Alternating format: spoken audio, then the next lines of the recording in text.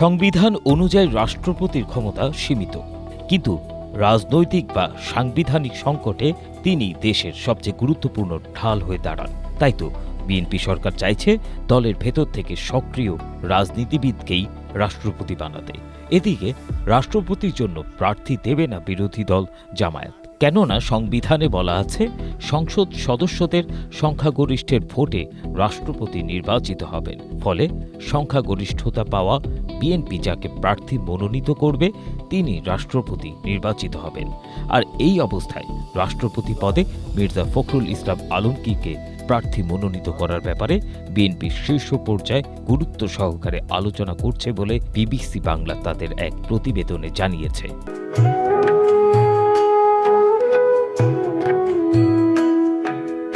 প্রতিবেদন থেকে জানা গেছে, বিএনপি এবার একজন রাজনীতিবিদকেই রাষ্ট্রপতি নির্বাচিত করতে চায়, আর তা তাদের দলের ভেতর থেকেই। নির্বাচন কমিশন আগামী ২০ আগস্ট রাষ্ট্রপতি নির্বাচনের তফসিল ঘোষণা করেছে।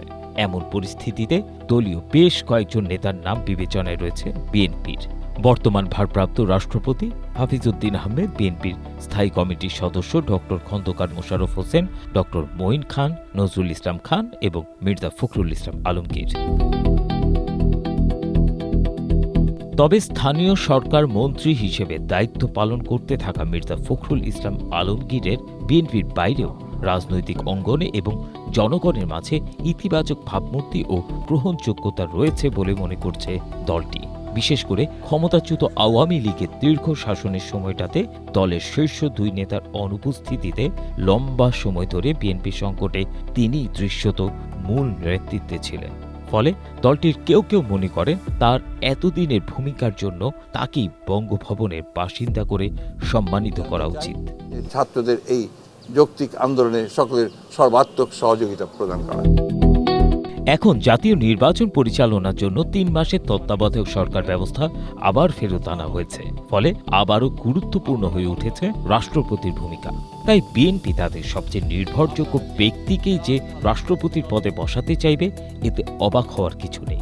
আর সব দিক মিলিয়ে মির্জা ফখরুল ইসলাম আলমগীরেরই দল থেকে মনোনীত হওয়ার সম্ভাবনা দেখছেন নীতি নির্ধারণী পর্যায়ে সংশ্লিষ্টরা। বিবিসি বাংলার এক প্রতিবেদন থেকে এই সব তথ্য পাওয়া গেছে। ABM Asaduzzaman, Asia post.